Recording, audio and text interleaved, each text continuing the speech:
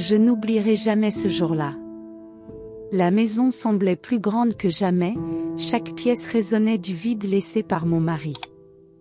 Après ses funérailles, tout était devenu silencieux, terriblement silencieux. J'errais entre les murs, caressant machinalement les objets qu'il avait aimés, incapable d'accepter que tout était fini. C'était une douleur sourde, une solitude qui me collait à la peau. Les jours passaient, mais la sensation d'être invisible s'intensifiait. Les amis, la famille, tout le monde avait repris le cours de sa vie. Moi, j'étais là, coincé dans une bulle d'absence. Même les photos accrochées au mur semblaient m'observer avec pitié. Mon cœur hurlait un besoin de réconfort, mais j'étais incapable de le formuler à voix haute. Les nuits étaient les plus cruelles. Allongé seul dans ce grand lit glacé, je me surprenais à parler à voix basse, comme si son âme pouvait encore m'entendre. C'était absurde, mais je n'étais plus qu'un fantôme vivant dans cette maison pleine de souvenirs. Et pourtant, au fond de cette détresse, quelque chose ou quelqu'un allait bientôt bouleverser mon monde de la manière la plus inattendue. Je me souviens avoir sursauté au son de la sonnette. Cela faisait des jours que personne n'était venu. Hésitante, j'ai ouvert la porte, et là, j'ai découvert Jason, le meilleur ami de mon fils. Je ne l'avais pas vu depuis un moment. Ses traits étaient plus marqués, son regard plus grave. Plus d'adolescent insouciant, c'était un jeune homme désormais, et sa présence, à cet instant précis, semblait presque irréelle. Il tenait un plat couvert dans ses mains. Je voulais juste m'assurer que vous alliez bien, et vous apporter ça, a-t-il dit timidement en tendant un gratin maison. J'ai été frappée par ce geste simple mais si chargé d'attention. Un flot d'émotions m'a submergée, ce petit acte venait rompre brutalement la spirale glaciale de ma solitude. Je l'ai invité à entrer, presque mécaniquement. Le silence pesant qui habitait la maison semblait s'alléger un peu. Jason a pris place dans le salon, maladroit mais sincère, tandis que je posais le plat sur la table. Son regard scrutait la pièce, remarquant sans doute les traces visibles de mon deuil, les fleurs fanées, les photos encadrées, tout ce qui criait la perte. En le regardant, un étrange réconfort s'est installé. Pas parce qu'il disait beaucoup de choses, mais parce que, simplement par sa présence, il venait combler un vide immense. À cet instant précis, je ne savais pas encore que cette visite innocente allait devenir le point de départ d'une transformation bien plus profonde et inattendue. Quand j'ai soulevé le couvercle du plat, une odeur familière a envahi la cuisine. Un gratin, exactement comme celui que mon mari préparait les dimanches d'hiver. Mon cœur s'est serré si fort que j'ai dû poser mes mains sur la table pour ne pas vaciller. Ce n'était qu'un plat, oui. Mais à ce moment précis, c'était un rappel brutal que l'amour pouvait exister même dans les détails les plus simples. Jason, sans le savoir, avait touché quelque chose de profondément enfoui. J'ai senti mes yeux se remplir de larmes, et il s'est levé, un peu paniqué, croyant m'avoir offensé. Non, Jason, au contraire, ai-je murmuré. Je lui ai expliqué ce que ce gratin représentait pour moi, et il m'a écouté sans dire un mot, les yeux brillants d'empathie vraie. Nous avons mangé ensemble, en silence d'abord, puis en partageant quelques souvenirs. J'ai parlé de mon mari comme je ne l'avais pas fait depuis les funérailles. De ses blagues idiotes, de ses plats préférés, de la façon dont il rentrait du travail. Et Jason écoutait, sincèrement, sans jamais chercher à combler le silence, ni à détourner la conversation. C'était la première fois depuis longtemps que je me sentais entendue. Ce dîner simple a eu l'effet d'un baume. Il n'avait rien d'extraordinaire, et pourtant, il marquait un tournant. Le poids sur ma poitrine semblait s'être allégé, même si juste un peu. Jason ne faisait pas que me nourrir ce soir-là, il me rappelait, doucement, que je n'étais pas entièrement seule. Et ça, c'était déjà énorme. Après le repas, nous nous sommes installés dans le salon. Jason avait ce calme rare, cette présence silencieuse qui ne demande rien mais qui réconforte tout. Je me suis mise à parler, sans filtre.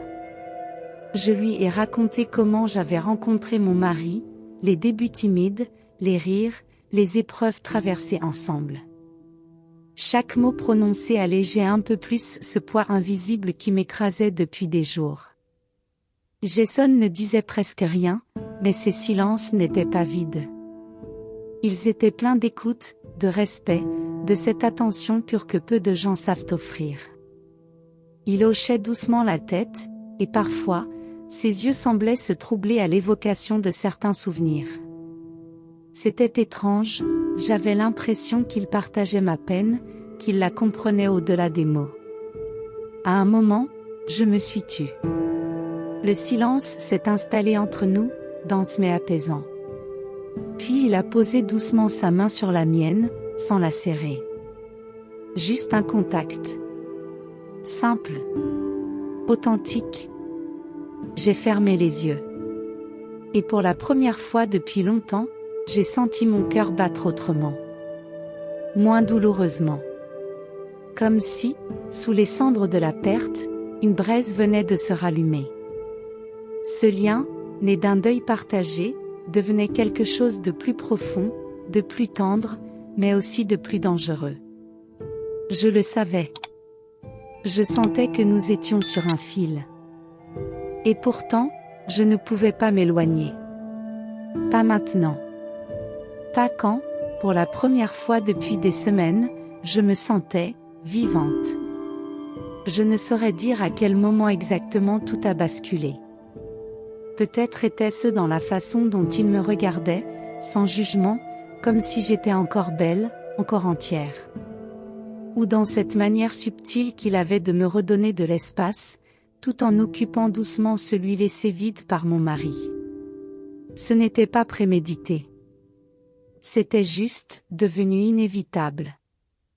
Nous avons continué à parler, à rire doucement, à évoquer la vie, la mort, et tout ce qu'il y a entre les deux.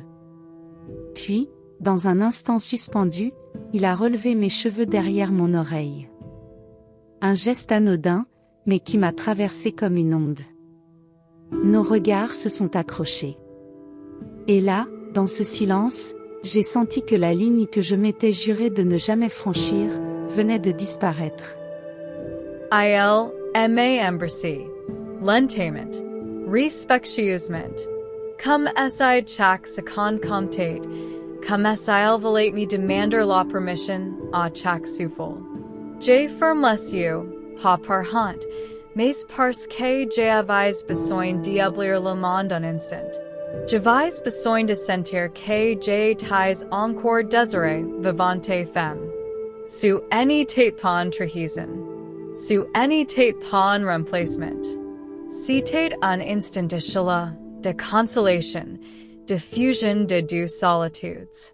Jason n'aimait pas prize. Il m'a reconnu. Et dans si geste, j'ai ressenti quelque chose que j'ai croyais à jamais perdu, la possibilité d'un nouveau commencement. Le lendemain matin, le silence de la maison était différent. Moins lourd, mais infiniment plus complexe. J'ai me suis révélé seul, les draps encore froisses d'une nuit que bouleverse Mariolite. Jason était déjà part 1, mais une note m'attendait sur la table. Merci de m'avoir les être là. Je reviens quand vous voudrez. Une phrase simple, mais que me coupe le souffle. Je me suis assise, un café froid entre les mains. Et les pensées ont commencé à tourbillonner. Était-ce un écart? Une faiblesse? Ou simplement une réponse humaine à une solitude trop grande pour être portée seule?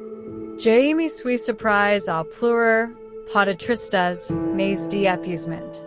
Parce que dans ces moments de tendresse, j'avais senti quelque chose que j'ai annoncé plus espoir, de la douceur après la tempête. Mais les stutes sont vite revenus. Que penseront les autres? Et mon fils? Comment justifier si l'un est inattendu, est fragile, mais est réel? Chaque souvenir de la veille est superposé à l'image de mon mari. Et any civis plus si mi batailles contre la culpabilité, ou contre la peur de revivre. Et pourtant, malgré tout, un petit voix persistait en moi. Et si n'était pas une faute? Et si était une chance? Jason any emivate rain promise. Il any emivate papacy. Il emivate simplement tend la main. Et j'avais choisi de la prendre. Pour la première fois depuis longtemps, un espoir nouveau germait, timide, mais bien vivant. Les jours que ont suivi n'ont pas été simples. Chaque geste de la vie quotidienne me ramenait à lui, à mon mari d'espère, mais aussi, désormais, à Jason. Le passé était le présent cohabitant en moi, sans assez faire la guerre. J'ai any churchise pas effacer si que j'avais perdu. J'apprenais, doucement, à vivre avec si que j'avais trouvé. Jason continuait de venir. Parfois juste pour déposer un plat. Parfois pour m'écouter. Ou m'offrir un silence rassurant. Il n'y posait pas de questions. Il n'attendait rien. Il était là. Et dans si, là, il y avait une promesse discrète. Celle de n'y pas me laisser retomber dans le net. J'ai n'y savais pas si que nous étions. Ni si que nous deviendrions. Su n'y était ni une histoire d'amour ordinaire, ni un simple réconfort passager. C'était autre chose. Quelque chose de doux, de fragile, de humain. Quelque chose qu'on n'y nomme pas tout de suite, mais qu'on sent profondément. Et c'est dans si flow, dans cette lente renaissance, que j'ai compris. La vie n'y revient jamais en arrière. Mais parfois, elle murmure un nouveau chapitre est possible même si les pages sont encore humides de larmes.